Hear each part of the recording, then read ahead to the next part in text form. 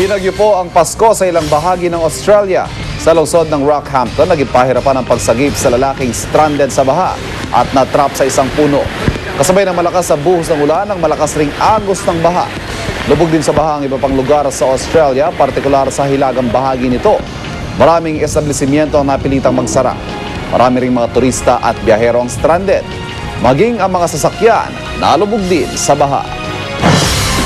Ilang taon na mula nang sumikat yung pumang tinatawag na boga sa pagsalubong ng bagong taon. Alam nyo ba nakasali yan sa listahan ng mga bawal na paputok? Pero kahit delikado, may ilan pa rin at tuloy ang paggamit ng boga. Nakatutok si Marisol Abdurrahman.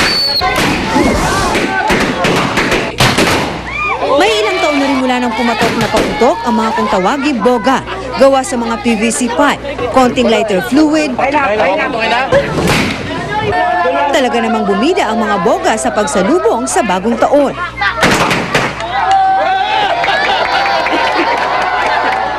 At kahit noon pa ay pinagbawal, buhay na naman sila ngayon. Bawal po, pinagbabawal po ito. Hindi po pinapahintulutan ng Republic Act 7183. Lubhang delikado. Yun po ang dahilan dyan. Si Lando, di niya tunay na pangalan. Tila hindi alintana ang panganib na dala ng pagpapaputok gamit ang boga. Enjoy na enjoy rin ang kabataang ito sa Bulacan sa pagpapaputok gamit ang boga. Ayon sa kanila, mas gusto pa nga raw nila gumamit ng boga kaysa rebintador dahil paniwala nila mas ligtas raw ito dahil walang pulbura. Di hamak din daw na mas mura ang boga. Safe, di po nakaka-aksidente. Pero paalala ng mga otoridad, delikadong gamitin ang boga kaya isinama na rin ito sa mga bawal na paputok. Ayon sa Department of Health, maaari itong magresulta sa burns o kaya ay injury sa mata. Multang 20 to 30,000 pesos at pagkakakulong ng hindi bababa sa 6 na buwan hanggang 1 taon ang kaparusahan sa sinumang lalabag dito. Kaya para hindi madisgrasya at magmulta, gawin na lang masaya ang pagsalubong sa bagong taon ng hindi nagpapaputok. Marisol Abdurrahman, nakatuto 24 oras. Sa unang pagkakataon sa nakalipas sa mahigit isang dekada, napirmahan na ang national budget bago magpalit ang taon. Nakatutok si Michael Fahati. Di pa man nagsisimula ang bagong fiscal year, aprobado na ang 2011 national budget na 1.645 trillion pesos. 11 taon na raw ang nakalilipas bago huling nangyari ito. Mainam daw para agad na maipatupad ang mga programa ng gobyerno. We now have the means to fulfill our people's aspirations for a government that pursues national development along transparent and accountable lines and with maximum efficiency. Mas malaki ang budget sa susunod na taon kumpara sa 1.54 trillion na budget ngayong taon. Sa kabuong budget sa 2011, pinakamalaki ang mapupunta sa social services sector na makakakuha ng 34.1%.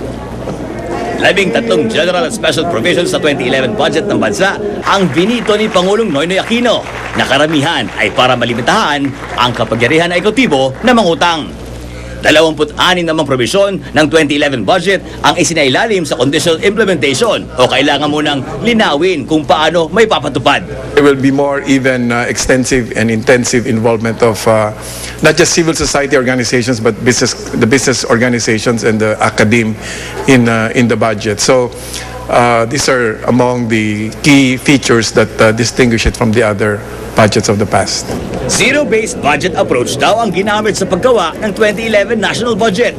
Ibig sabihin, kinailangan bawasan o tanggalin ang mga programang hindi na epektibo at napakipakinabang. Nagpasalamat naman si Pinoy sa Kongreso para sa mabilis na pagpasa ng budget. This budget demonstrates our commitment to solving the problems of our people at the soonest time. This alleviates the burdens, especially of the most disadvantaged. By working in unison and through constructive dialogue, our people have been indeed truly served. Michael Fahati, nakatutok, 24 oras. Si Mel Tiangco, ang inyong kapusong totoo.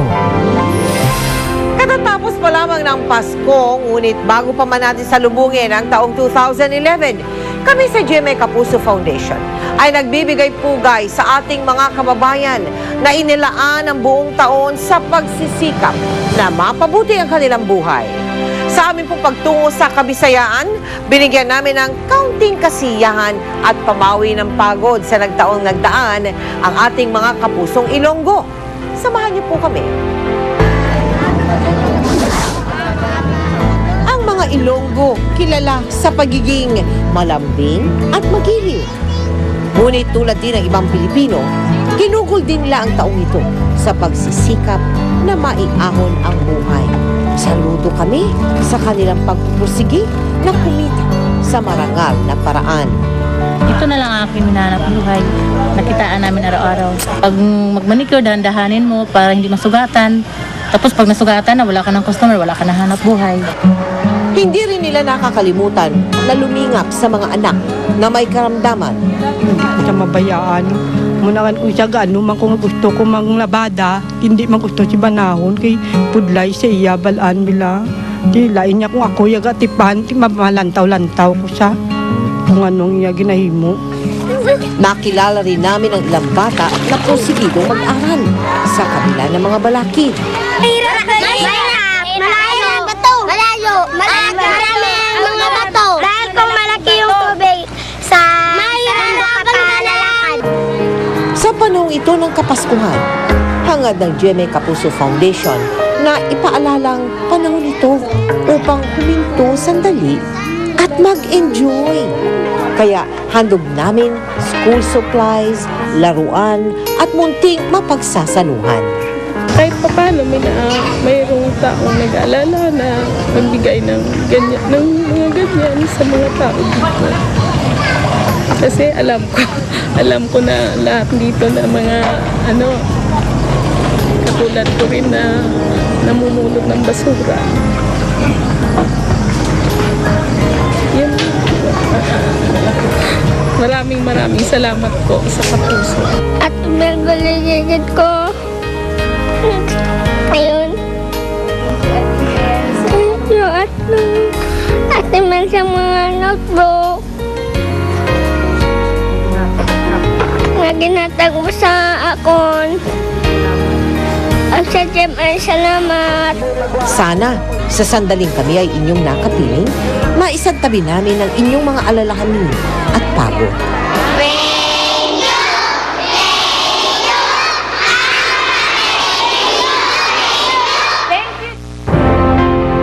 Walang anuman.